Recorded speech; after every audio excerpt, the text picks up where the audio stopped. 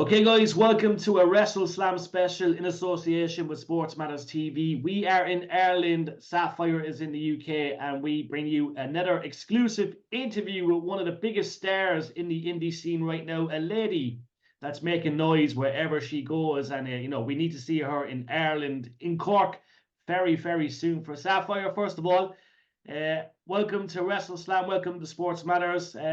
2024 started quite well for you.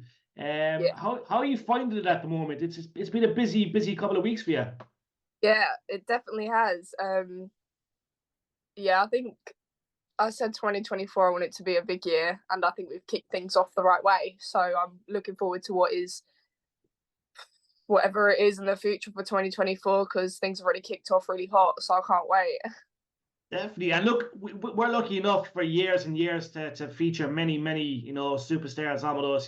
We've had Paige, we've had, Roman Reigns, we've had, Bianca Belair. But when I look at the indie scene, first of all, I look at, the UK, Ireland, Germany, Denmark, Germany, quite well because you're kind of frequently there. But you're making so much noise, which is you know what I mean. It's incredible, but it's because of your wrestling. You know what I mean. Your attitude, your presence. Where did that love for wrestling come first, there, Sapphire? When it come from first, did you ask? Yeah. So like, is it a family thing? Yeah, so a lot of my family actually loved wrestling growing up, and my dad particularly was always a fan growing up and continued to be a fan after. I mean, he had me and my sister, so I always say it, he would always just have it on the TV. Like if my mum was out or whatever it was she was doing, my dad would always have like the WWE on, and I just, for whatever reason, immediately just took hold to it, and I was like, oh, this is interesting. And I was like 6 at the time, and then yeah, it's just literally never stopped since. And yeah, I don't know if I'd be into it if no one else in my family liked it, or if I would have discovered it later. But that's probably like the sole reason why I guess, became so obsessed with it in the first place. Definitely. And what was your early memories? What can you recall as a kid? Who stood out? What kind of stars were your favorites? Oh my goodness. I always say it, but John Cena was my little hero, especially at that age with the PG Cena era. I was like, oh my god, he's great. I love him. I loved like Randy Orton, Rey Mysterio, and then obviously as I grew up over time and started watching like the indies and all of that, I started realizing there's more to wrestling outside of the WWE. Yeah. But yeah, I really loved all the baby phases. Like I was such a like, I don't know, I hated the bad guys. So as every And what was Sapphire like as a kid and a teenager? Look, I know you're still very young, but listen, what were you like in school, and what was the attitude, when it came to all that? Oh, do you know what? I was really good in school. Like I weren't naughty. I don't want to say I was a teacher's pet, but I think I just got on with things. I just Yeah, didn't want to annoy anyone, I suppose. yeah, that's the best way to be. Play it safe, that's always the best way to be. And yet again, look, we're watching what you're doing constantly. Look, every week is a busy week for you, and you're all over the world. But tell us about that first thought of, look, I want to be a wrestler. I want to, I want to check this out. I want to try it. How did it all come about? I so my dad and I, we had always wanted to go to WrestleMania, right? And so any birthday I had, any Christmas I had, any pocket money I had, I literally, like, I was so good at saving as a child, because I was like, no, we need to go and watch WWE in America. So I saved up enough, like, over the years as a kid to like save for my own like plane ticket to go to WrestleMania 32, I think it was, in Dallas. So Yeah. I would have been 12 at the time. And I had never watched like NXT or anything like that until we had gone over there. My dad always did, but at the time, for whatever reason, I just wasn't interested until we went to the takeover pay per view there, and we was watching. It was Bailey and Oscar, and I think that's where Oscar won the title. And I loved Bailey. As soon as I saw Bailey, I was like, oh my god, like she's the best. Yeah. Like, and then after we came out of that, I was like, is there like not any training schools where we live? Like, do you have to be in America to train or whatever? And I mean, obviously at the time I was so fucking young. So sorry, Yeah, of course. Yeah. so young. So I was like, I mean, I didn't know if there was or not, but Dad was like, we'll have a look when we're back. We'll see what's around. And I think that's what made me like actually think, oh, I want to do this. Like I was only bloody 12 at the time, but something like once I had that thought, it just didn't go away. And then we got back, and at the time there wasn't anywhere that would obviously take me for my age. But when I was 13, he found what used to be known as like Elsnow's Wrestling Academy in Croydon, and they did prospect classes. So I can't remember what the age range was too, but I think it was, for example, 12 to 15 for the kids classes, I suppose. And I just literally fell in love with it straight away. So I would watch like YouTube things on YouTube, like how to prepare for your first training session. So I'd watch everyone do like lookups and wrist locks and like all the roly polies and back rolls, and I would literally just like lay pillows in my living room and just pretend someone was in front of me and try doing it that way. Because I was like, oh, I want to make sure I can do it right. And I mean, yeah, no, it all just literally took off from there, and I've never really looked back. And you mentioned Croydon. Do you live near Croydon? It's about half an hour away, so it wasn't, well, that's with no traffic. It's awful for traffic, but it was easily doable at the time, especially when there was nothing else around. But like now you've got like the Rev Pro school in London, you got Play Fight in Woolwich, so those are a little bit more closer for me personally. But at the time, like that was like, oh my god, it's so close, I have to. Yeah, I was born in Croydon, believe it or not. So I lived in Oh no. Croydon. Yeah, New Addington, Croydon. I was there for 7 years, my first 7 years of my life. So, Jesus, the history, it's a small Yeah, world. my mum grew up in New Addington, so yeah. Ah, small world, small world. I know I have that thick Irish accent now, but if you hear me when I was a 7-year-old, Sapphire, I'm Oh, telling you, I had a proper Croydon accent. But yeah, you made that I suppose that in-ring debut 2021, and there's been no looking back. It's been strength to strength. You know, the reviews are incredible. You're wrestling the best of the best on the indie scene. Obviously, a girl from my hometown here in Cork, Anita Vaughan, you know quite well. Danny Luna is a girl you've got a lot of history with, but it's gone from strength to strength. Tell us about that first match, and I suppose them first couple of weeks when you know obviously you became a professional and you said, right, look, this is what I want to do, and now you're in these matches and you're shining from the start. What was it like? what, like from my first match, and Yeah, then since from the first match on. I just, the thing is, I took a little break for a while because obviously COVID happened, and then I was meant to have like my GCSE. So before COVID had kind of took place, I took a break from like training for about a year, and then obviously the pandemic came, so it was like, well, can't do anything about it until obviously it all came back around. He was allowed to go training again, and I was just like, no, I want to do this. Like, it's not let go. So I went back to training, and then after, I want to say like 4 or 5 months after I went back, and then had my first match at UKBW, which is like my local promotion, because I usually do it in a community hall, which is literally only like 20 minutes down the road from me. So yeah, I was so excited, and it's crazy looking back then that was like huge for me, you know, like it was huge for me that I was even able to wrestle in front of a live crowd. And I think to go back looking at that thinking, oh my god, like this is the best thing in the world, to seeing how far I've come now, I would have never like dreamt in a million years that I would kind of be in my position that I am now, just kind of being so busy with everything, and the promotions I've had the opportunity to work for is just, yeah, I still don't get it, but it's great. Like I love it. I'm loving it. I'm just like staying on board with the train, I hope, and just not looking back. Yeah, but it's all down to the hard work, you know, Sapphire. Like you work hard. You know, you people don't realize how grueling it can be. Like the bumps, you know what I mean, the traveling, the long hours. You know what I mean. It's very Yeah. tough, but that's down to your work ethic. You know what I mean. You work very hard, and rightly so, you're getting all these big matches and all these big promotions after you. You know, it's we want to see you in Ireland again. I suppose it will. You know, Ireland first of all, like you're doing a lot of stuff in Germany, obviously Denmark and the UK, but Ireland needs to see a lot more of you. And I think it's I know you've not been to Cork yet. I don't think you've been to Dublin yet, have you?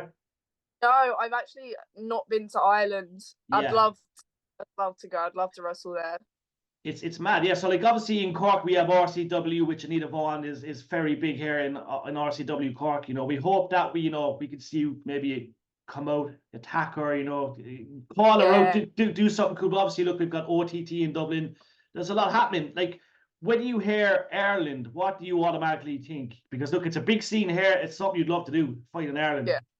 Yeah. So there's a lot of the girls from Ireland which I would love to wrestle. Like I don't think I've ever wrestled a session moth. I've done Anita. I did that with her in Denmark, which was great, and we've already said like we need to run it back, whether it's in Ireland or London or wherever it is. And Debbie Keitel, I have always wanted to wrestle her as well. And I think obviously like the biggest promotion there, like with OTT, I've always kind of followed it like on the social media, and that's always been like one day I'll make it to there as well, because that's also a goal and dream of mine to be able to wrestle over there. But honestly, anywhere just to get my name out more is what I want to do. Definitely. Now it's okay for me to say this because I vision these things and they happen. I remember once upon a time, many years ago, doing Aoife Valkyrie's first interview on camera, right? Lyra Valkyria, and now she's the NXT champion. But I remember saying to Aoife, I was like, look, Aoife, it's only a matter of time before, look, you're probably going to leave us and go across the pond. And she just, she smiled and she said, that's the goal, that's the dream. But like, Sapphire, I generally believe the same is going to happen to you. I reckon it's going to be very soon in a sense. And I know you're relatively new to the scene in the sense it's been 2-3 years. But it's just the way I see it going, okay? Is that the goal for you? Obviously, look, America, and I know it's cliche. There's nothing wrong with the indie scene in the UK and Europe. It's incredible, but America seems to be where it's all at really. And is that the goal for you moving forward? And that's the aim.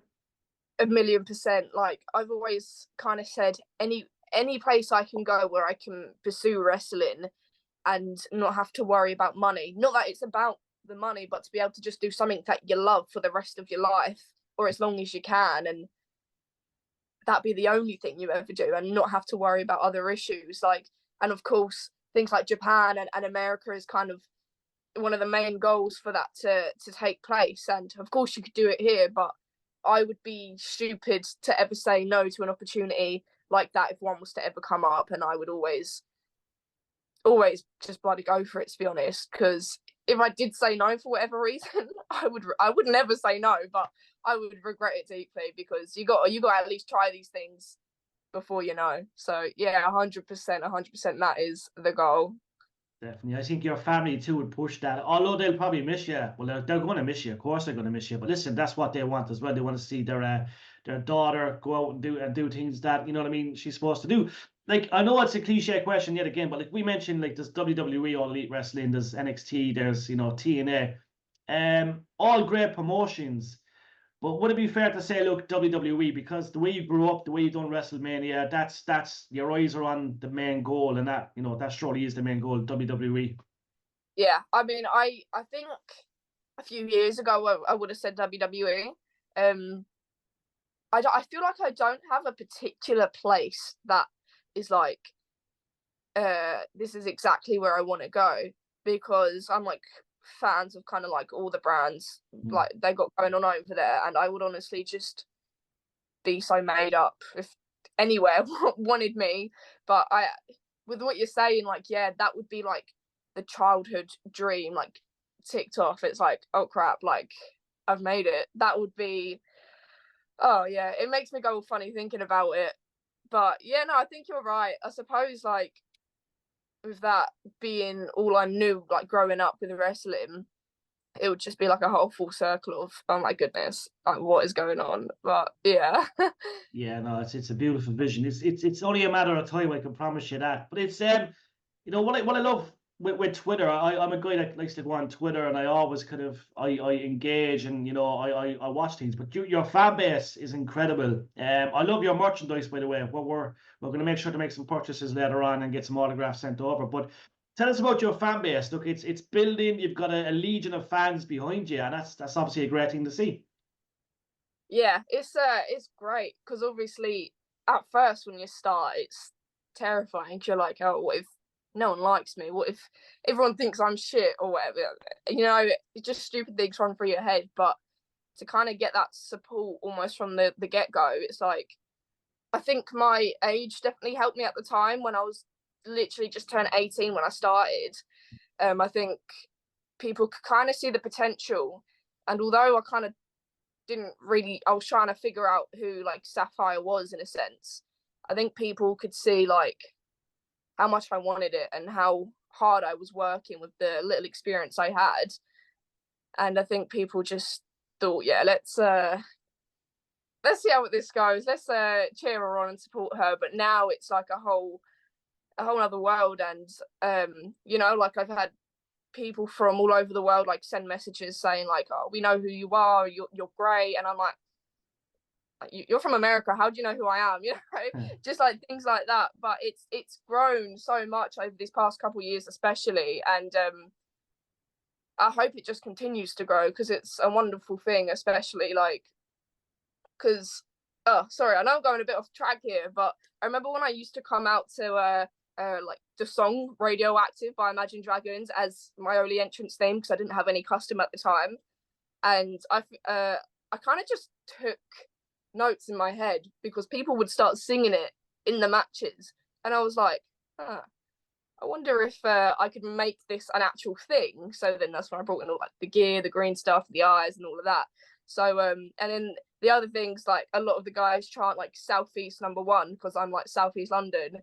Yeah. And I was like, right, let's grab that as well. Let's try and make a thing out of that. So they've given me so many ideas as well. So it's a magical thing to see, even just how far along I am, the how strong kind of like the fan base is. I don't want to say fan base, but you know what I mean? Like people are forming to support me and just see where I guess the rest of my career takes off. So it's definitely exciting. I'm very grateful for it. Yeah. It is, and listen, fan base means so much, but the fact you're so young, Sapphire, and you have that fan base already is incredible. The fact you're so young and you're having all these big matches already, just what I mean, it shows yet again you're destined for this. And you know what I mean, we mentioned, and as you say, it's we're lucky enough to have people on all the time here at WrestleSlam SportsMatters, but it's just there's something about you. I said it about Aoife, I've said it about Debbie Seshmont, I said it about Bianca Belair when she was in NXT. I remember speaking to her in America, and I just said I could see you being a future champion, headlining a WrestleMania. And I just remember her eyes lighting up. She just lit up. She goes, "Yeah, I hope so.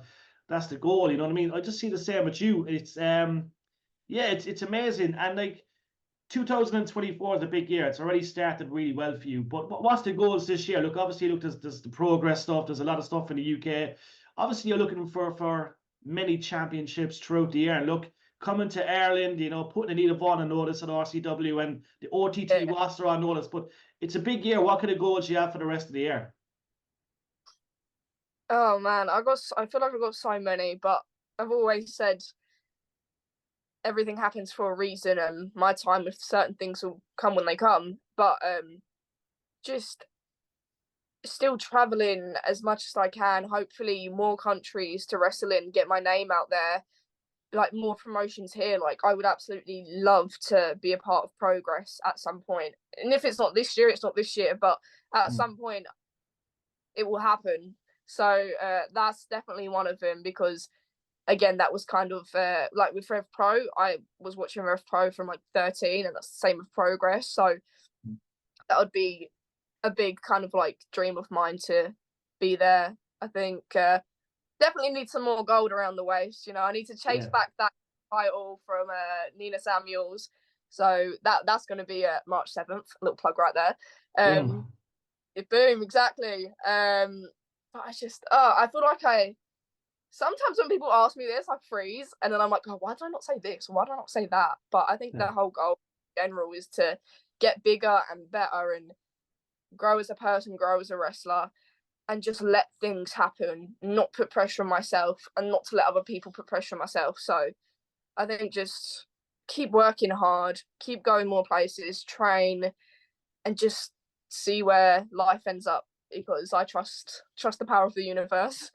Yeah, trust the process. And this progress stuff that has to happen because the fans will riot.